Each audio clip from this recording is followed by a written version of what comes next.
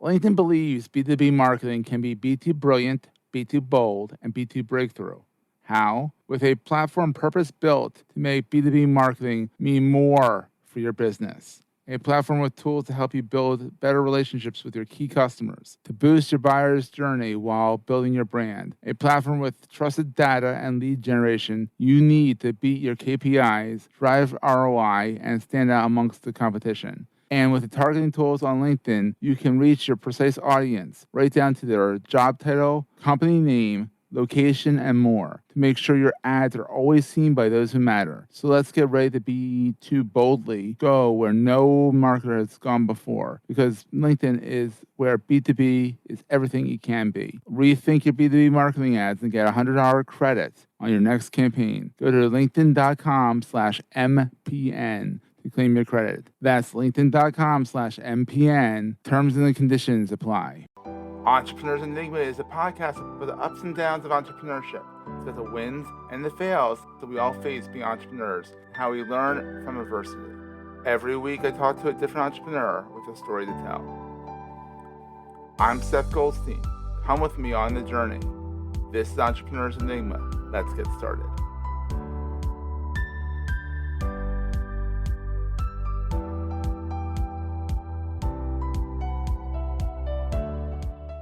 Hey everyone, welcome to another edition of the Entrepreneurs Enigma podcast. I'm Seth, as you all know by now.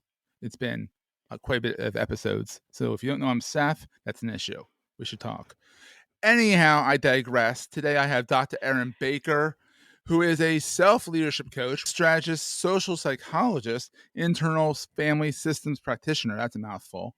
And also the author of the best-selling Joyful AF, which is as fuck. We can say IRA assumed you know Annie. Yeah. This is already an explicit tag on this show, so it's fine. I swear a lot, and it's funny, I didn't actually say as fuck was what AF means, and several people have asked me, what does AF mean? I'm like, really? You don't know this? Yeah, I was aware when you got an Amazon because you were able to do that. So yeah, exactly. Exactly. And it's Joyful AF, the essential business strategy we're afraid to put first. They are on a mission to help heart-centered entrepreneurs and small business owners create prosperous, difference-making, joyful AF or as fuck businesses and lives to light them up. So that's awesome. Yep. You have a Ph.D. from the University of Texas at Austin. And wow, you were at Facebook and Microsoft. I sure was. You escaped, thank God, right? I escaped the madness. 5 years ago, I left Facebook, so long time ago. Exactly. And you haven't, well, we can already tell you have an infectious energy. So yeah. And you're authentic. And, at least you think you have a good wit. We'll find out soon. We'll find out. I mean, you can be the truth teller today. We'll let the audience decide that. But so far, we've talked a little bit. I think it's true. And you live in Ann Arbor with your wife, pets, and you have 3 guitars named after things from fried green tomatoes. Yes, I do. That's wild. So welcome, Erin. How's it going? It is joyful as fuck today. I'm so glad to be here. Yeah. Oh, it's very joyful. So I met you through Annie P. Ruggles, who, was another explicit episode because it's Annie. If you know Annie, when you listen to that episode, you'll understand why. Because she's a potty mouth, which I love, and this won't air in Saudi Arabia. Like, okay, fine. If you have the explicit tag, it doesn't air in the very conservative areas. I'm like, that's fine. I don't really care. Yeah, so. I'm not sure they'd approve of me in those conservative areas, so that's perfectly okay for me. We got the checkbox. There we go. Exactly. So anyhow, Dr. Erin, what's your story? So you escaped Facebook 5 years ago. 5 years ago. Yeah. So you did the corporate grind for a while there. I did. I mean, I'll back up. After I finished my Ph.D. in psychology, I wanted to do something that had a real impact in the world. I was not a social media person, but Facebook was hiring, and I went, I'll never get hired there. Turns out I got hired there. That's funny. Really, for the first several years I was there, it felt good to have impact at scale. Really thinking about connecting people, right? It's a fascinating company. As wrong as it can be at times. Yes. It's a very fascinating social experiment gone awry. It has gone awry. There's still some good. It's a both and type situation. But yeah, after a few years, I started really wondering, what was the good we were doing in the world? How did I Yeah. feel about it? And then a really personal thing happened with my mom. She got very sick. Oh. Was in a hospital for 6 months, Oh, wow. rehabbing, learning to move all of her limbs again. And Oi. it was just wait, fuck, what am I doing? What am I doing at this company? What do I Yeah. really want to be doing with my life? And it took Eye-opening. another year. I went to Microsoft to change jobs, thinking, well, maybe it's the company. Maybe if I go to a smaller team. Smaller Facebook team in a bigger was company. it was a bigger company, but things move slower there, and I could actually have Yeah. a personal life there, which at Yeah. Facebook was nearly impossible. Yeah. But then, just as I was at Microsoft, I got surprised by managing a team of product designers, and I don't know anything about product design, and I started coaching them. Surprise! Surprise! You've got a team you don't know how to manage, and I started coaching them, and I just went, oh, this is kind of what I've always wanted to do. Yeah. And it just felt like a really good time to take a leap. I had no fucking clue how to be an entrepreneur. Most people don't. Most people don't. And I just said, you know what? I'm going to do an experiment and see if this coaching thing pans out. And that was 4 years ago this month. So here I am. This month. Wow. Yeah. And we're recording this in October. Yes. It'll probably come out in February, but that's pretty wild. So 4 years ago. Yeah. Like, today even maybe. Like, who knows? Yeah, it was pretty close to this time. Yeah. And That's all of it wild. was I wanted to get back to doing something that really lit me up, and also something that provided, flexibility with my family. So we were living in California at the time, moved back to the Midwest near parents, which COVID made it, well, it's a good thing we're back in the Midwest, but now we can't see anyone. But Ann Arbor's a fun town, though. It's a great town. It's a college town. My mom went to the University of Michigan. Go Blue. Exactly. I went to Delaware, so we kind of stole the uniforms. So. Yep, the helmets, the wing helmets. The helmets are the same, only everything else is royal blue. I actually prefer the navy blue, but that's besides the point. Fair enough. Yeah. So all of it was, go have that life that lights you up, and then the last 4 years has been a wild adventure. And what is this thing called entrepreneurship? And how do I not reshackle myself to all the things I was shackled to in the corporate world? Right? That's tough. Make sure that you like entrepreneurship and that you're doing it right and not burning yourself out. Right, which is really hard for a lot of entrepreneurs, right? Because now there's nobody telling you have to go home. Especially if you work at home, and you're responsible. So, I don't get a paycheck unless I work. I know, that's scary. Right? And it's so easy just to get like shackled and miserable and doing all the wrong things. So my journey's all been about how do I keep the joy in my work and come back to the joy when I've lost it, because that's the only thing that's going to keep anyone in any entrepreneurial adventure there for the long term, right? Yeah, and what's wild if you follow Dr. Erin on her Dr. Erin Baker Instagram account, can get the word out there. We see that you've even been able to take a nice European vacation while being an entrepreneur. I did. Yeah. Well, and my mom hadn't traveled since she got sick, and she's now in a wheelchair. So it was a very special getting her overseas. And getting overseas, and then how was getting around the old ADA not compliant old buildings? It was an adventure. I mean, the nice thing is there was a van that we could, wheelchair accessible. So there was a lot of driving we did, but cobblestones. Oh, yes, God. It was a wild adventure in both France and Germany. We learned a lot. Her mom's poor butt, Her poor butt, yes. Got shock absorbers on the. We definitely have ideas for the next one if we do another that's great. cobblestone vacation. That's cool. You took Mama Bear with you. That's fun. Yeah. It's important. It's important to have those things in life, right? And we need those vacations and that time with family to refill our tank. Absolutely. Yeah. And that's great. And so you were able to take a vacation, and you were able to get, after how long was the vacation for? 2 weeks, 3 weeks? Yeah, about 2 weeks, I think. So that's not bad. So you come back, not to get back to work. But I like my work, but I have to get back to work, that kind of thing. Yeah. Yeah. That's fun. Yeah. It's fun when you like your work and it's joyful. It's a great thing. And the other thing is just to make sure you don't tell yourself the story that you have to work doubly hard when you get back. Like one of the biggest lessons I've learned in entrepreneurship is that things aren't going to fall apart as quickly as you think. So I have when it's vacation time or when I'm going through, other priorities, it's like, what's my minimum viable productivity right now? Oh, what do I okay. have to do right now to keep the lights on in the business? And usually it's not very much. Yeah. And with faith that I'll get back to when the time is right to the Mm-hmm. full steam. But That's I fine. borrowed that from the product world, right? Minimum viable product. So Yeah, minimum minimal viable vibe. productivity. I love Keep it. keep I the love lights it. on. Keep the Yeah. lights on, keep everyone Yeah. fed, feed Yeah. the animals, take a Exactly. break, play the guitar, go for that Exactly. walk, especially Yep. with fall foliage as we're recording this. Try not Yeah. to date the podcast that much, but I am. So whatever, it's fine. Yeah. Um, so you wrote a book. I wrote a book. Yeah. How was that? The wildest, most difficult, and most rewarding experience of my life. I mean, if Wow. you're going to learn about yourself as a person and as an entrepreneur, Mm-hmm. write a book because you are going to face every roadblock, limiting belief. Who am I to do this? It's Mm-hmm. not good enough thing. And the book being called Joyful AF, I committed to, well, if I'm going to write a book on joy in business, two things have to happen. One, it has to be joyful as fuck to read.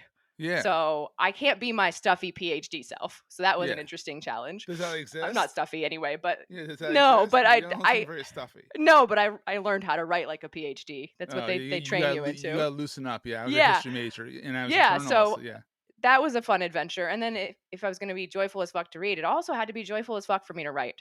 Yeah, how'd And that go? it took a while to get there. Mhm. I kept hitting all these roadblocks of, well, what do I really want to say here? And how am I saying it? And what is a book supposed to quote unquote look like? And how are you supposed to write? And I had to really break every rule I had created in my head about what a Ooh. book is supposed to be like.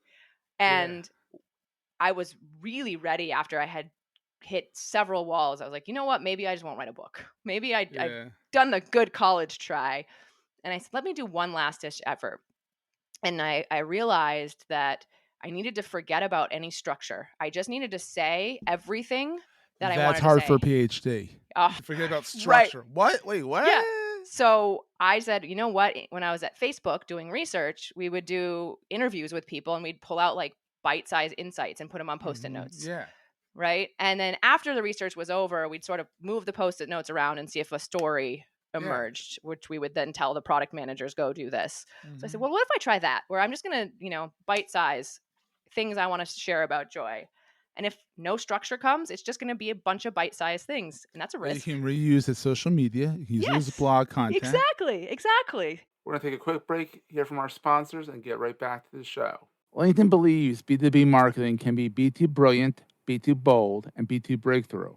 How? With a platform purpose built to make B2B marketing mean more for your business. A platform with tools to help you build better relationships with your key customers, to boost your buyer's journey while building your brand. A platform with trusted data and lead generation you need to beat your KPIs, drive ROI, and stand out amongst the competition. And with the targeting tools on LinkedIn, you can reach your precise audience right down to their job title, company name, location, and more to make sure your ads are always seen by those who matter. So let's get ready to be too boldly go where no marketer has gone before, because LinkedIn is where B2B is everything it can be. Rethink your B2B marketing ads and get $100 credit on your next campaign. Go to linkedin.com/MPN to claim your credit. That's linkedin.com/MPN. Terms and conditions apply. So that was the first thing that just Yeah. sort of freed me up because I didn't have to figure out where is this going and how does this fit into the story. Nope, just Yeah.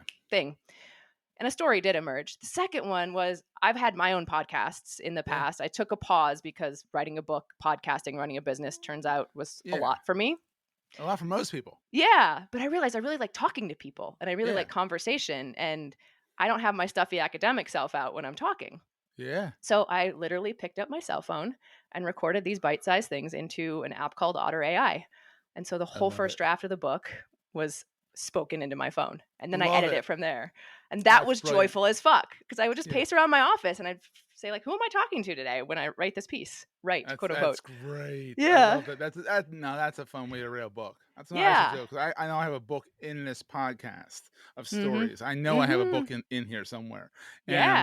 like, this one or the Digital Marketing Dive podcast. Between the two, I got a book somewhere in there. So I got Yeah. to figure that out. But here's a question for you: what is the Yeah. most exciting thing about being an entrepreneur?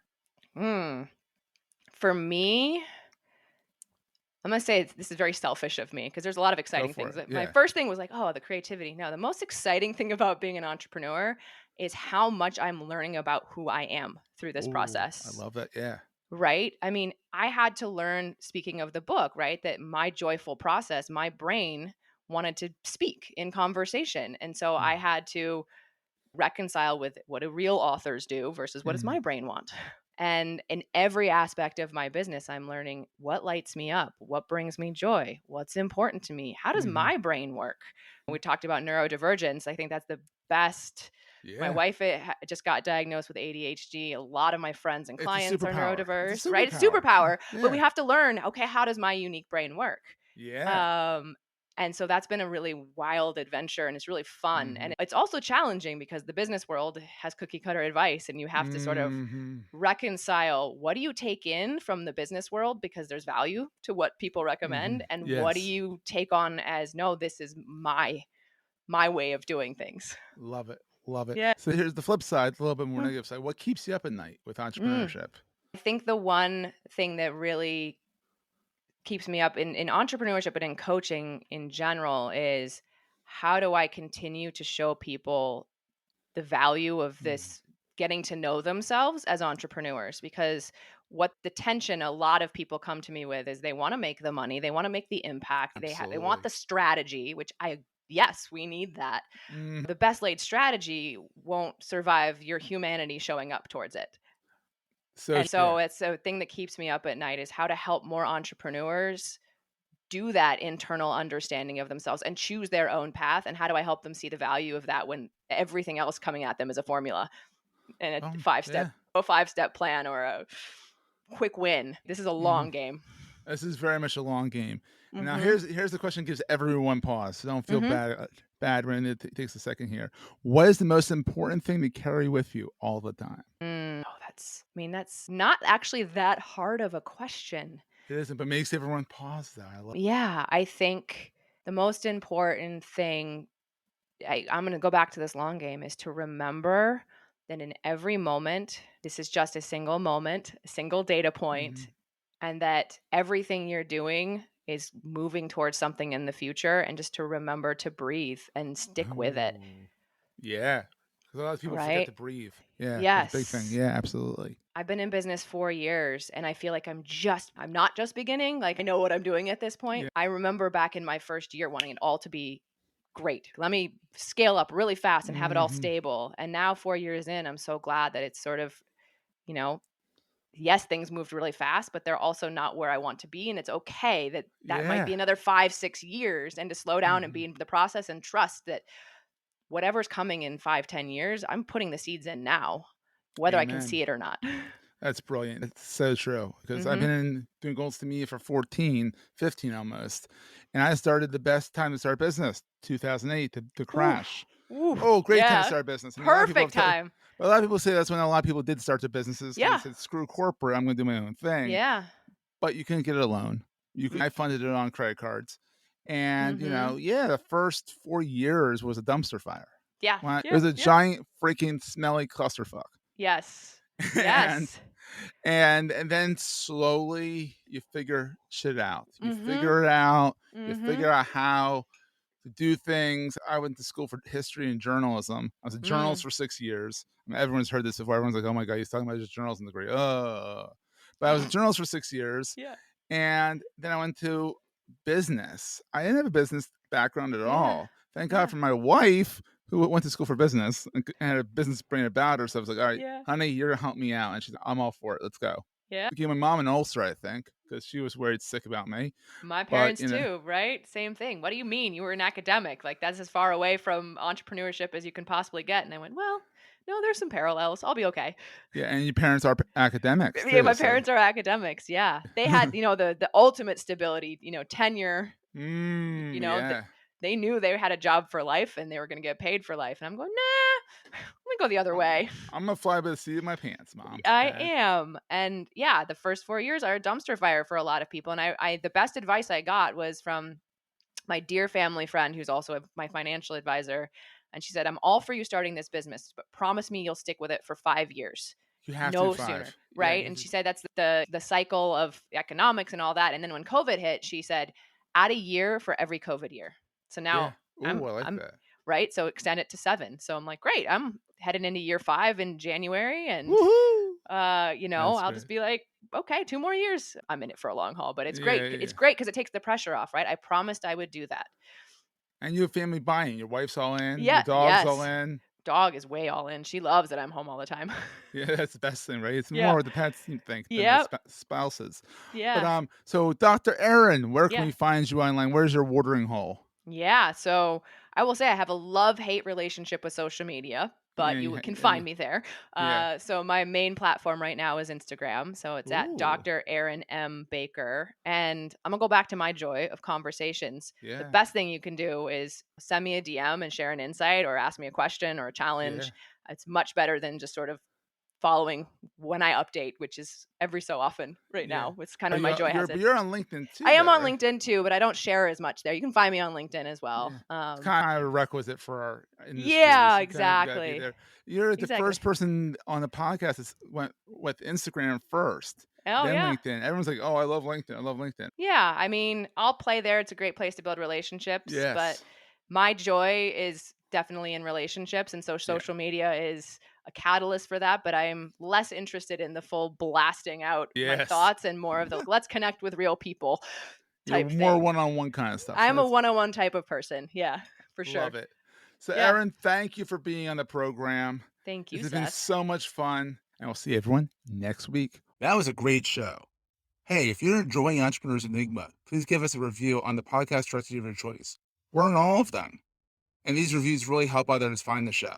Also, if you're getting value from the show and want to buy me a coffee, go to the show notes and click on the link to help me stay awake while I bring you more great episodes to your ears. That's in the show notes, and I look forward to the next episode. Take care, guys.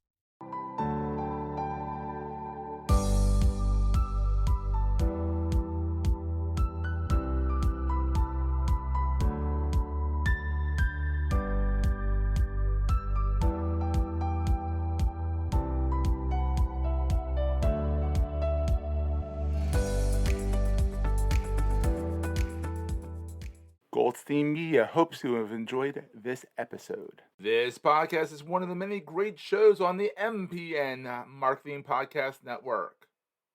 This is a great show. I know. We've really got some competition out there. Hello there, podcast listener. Hey, if you want another great show to listen to that tackles hot topics in marketing, social media, public relations, and corporate communication, well, then we'd love it if you added Hansen and Hunt to your list of favorite podcasts. I'm Eric Hansen. And I'm Kevin Hunt.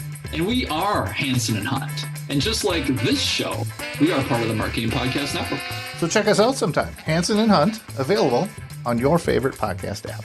This podcast is heard along the Marketing Podcast Network. For more great marketing podcasts, visit marketingpodcasts.net.